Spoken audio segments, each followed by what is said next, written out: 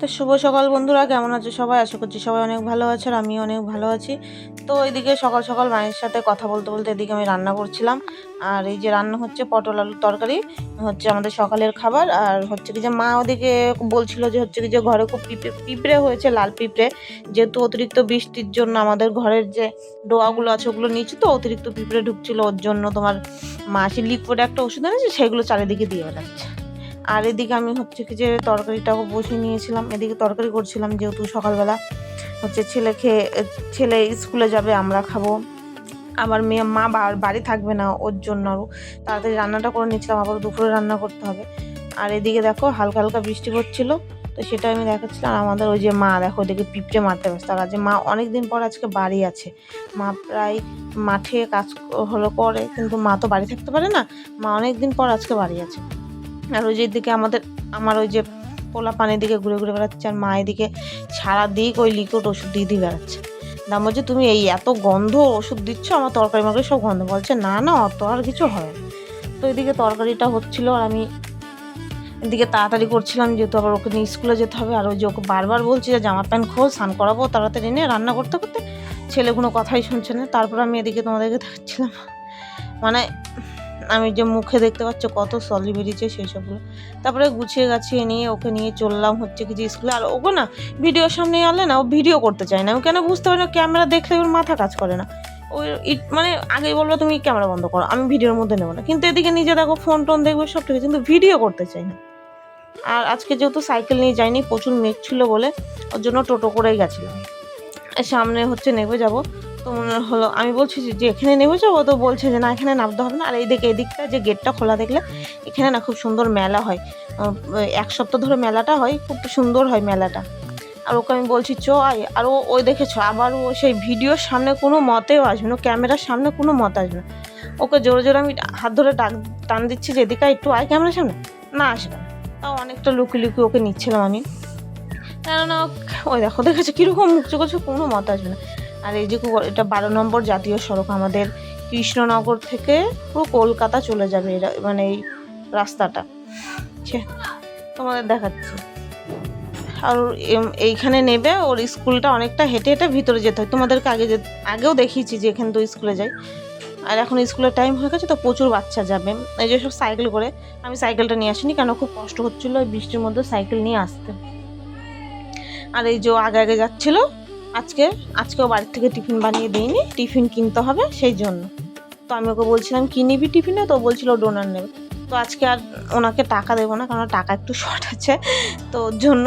তো আমি বলছি যে দেখ আগে কি বলে কাকা। আর কাকা না সত্যি খুব ভালো, কাকা এত ভালো, যদি একবার বলি না কাকা আজকে টাকা দেবো না আপনাকে, কালকে দেবো, কাকা কোনো কথা বলবো না, বলবে ঠিক আছে। কাকা ওখান থেকে টিফিন নিয়ে তাড়াতাড়ি করে ওকে নিয়ে আসছে এদিকে। আর এই মানে কি বলতো, এটা তো সবজির হাট, এত পরিমাণে জল জমে না, মানে জল জমে পুরো রাস্তা পুরো কাদা হয়ে যায়। আর পুরো যেহেতু ওখানে সেই কি বলে সেই এমনি ভাঙা ইট ফিট দেওয়া আছে, ওর জন্য পুরো র্যাশ হয়ে যায়। মানে ওই জায়গাগুলো পুরো কাদা, পুরো বিচ্ছিরি অবস্থা, মানে পুরো কাদা কাদা হয়ে যায়। তারপরে তো ছেলেকে স্কুলে ওখানে দিতে না, তারপর দেখে কাকার আর আরেকজনের মধ্যে ঝামেলা বেঁধে গেছে। আর আমি ফোনটা না মানে হট করে ব্যাগের মধ্যে নিয়ে নিয়েছি স্কুলের মধ্যে, আমি বুঝতে পারিনি যে কী হলো। তার জন্য দেখতে পাচ্ছ এই জায়গা তোমরা ক্যামেরা খুব একটা দেখতে পাবে না, আমি হট করে বলছি কী হলো ওনাদের মধ্যে ঝামেলা। তো যাই হোক, ছেলেকে দিয়ে আবারও যাচ্ছি হচ্ছে কি যে বাড়ির দিক। আর দেখো এখন পুরো বাজারটা ফাঁকা দেখছো তোমরা, এখন কোনো একটা লোকজনও থাকবে না, দেখেছো রাস্তার অবস্থা কি খারাপ। আর ওই জায়গা বললাম 12 নম্বর সড়ক, এই যে এটা পুরো ঘ্যাসগুলো দেওয়া, তো এগুলো পুরো কাদা কাদা হয়ে যায়, মানে বাচ্চাদের বুট ফুট পুরো নোংরা হয়ে যায়, এরকম একটা অবস্থা।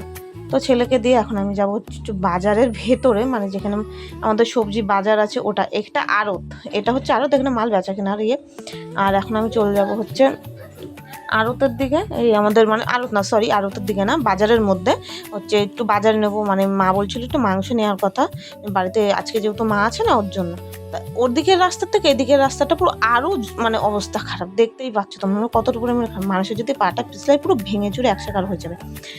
তো তারপর আমি যে দোকানটা থেকে মাংস নিই, যে দাদাটার দোকান থেকে, সে দাদাটার দোকানেই আমি যাচ্ছিলাম। বাজারটা যে খুব বড় তাও না, বা খুব ছোট তাও না, ভালো মাংস নেওয়া হয়ে গেছে, তো সেখান থেকে আমি ভিডিও নিইনি। আর এই কদিন আগে এই জায়গাটাতেই, এই এত মানে খারাপ অবস্থা জায়গাটাতেই কদিন আগে রথ হয়েছে, এই জায়গাটায় রথটাও খুব ভালো হয়, মানে ভালো। আমি এসেছিলাম তো সেদিনকে আমি দেখাতে পারিনি বা ভিডিও আমি নিতে পারিনি, মানে রথ খুব সুন্দর রথ টানো হয়। আর এটা হচ্ছে আমাদের ব্যাংক, সেটাই তোমাদের দেখালাম। তো বাজার টাজার নিয়ে এখন যাবো হচ্ছে টোটোয়। তো টোটো আমাদের হচ্ছে কি যে যেহেতু আমাদের ভেতরের দিকে বাড়ি, তো আমাদের ভেতরের ওই দিকে টোটো হচ্ছে আলাদা, যারা মদনপুরের দিকে যাবে সেই টোটো হচ্ছে আলাদা। আর আমরা যেহেতু বিরুর থেকে আমি বেলেডাঙ্গার দিকে যাবো, তো আমাদের বেলেডাঙ্গার টোটো হচ্ছে আলাদা দিকে থাকে, আলাদা আলাদা লাইন। তো আমি টোটো উঠে বসে আছি, এখন হচ্ছে কি যে যাবো। আর এই যে হচ্ছে পুরো ওভারব্রিজের নিচে আছি, দেখতে পাচ্ছ উপর দিয়ে গাড়ি যাচ্ছে, আমি নিচে বসে আছি। তো নিচে বসে আছি, তো ওই যে মামা, ওই মামার গাড়িতে যাব, আমাদের ওটা মামা হয়। তো সেটাই আমি দেখাচ্ছিলাম যে হচ্ছে মামার গাড়িতে এখন যাব। তো তারপরে হচ্ছে চলে যে টোটো করে এখন যাচ্ছে হচ্ছে বাড়ি। রাস্তা মানে দেখতেই সুন্দর লাগছে একরকম, এমনি বৃষ্টি ওয়েদার দেখার মতন। দেখো পুরো কত সুন্দর পরিষ্কার, কালো মেঘ দিয়ে আকাশ, রাস্তা পরিষ্কার।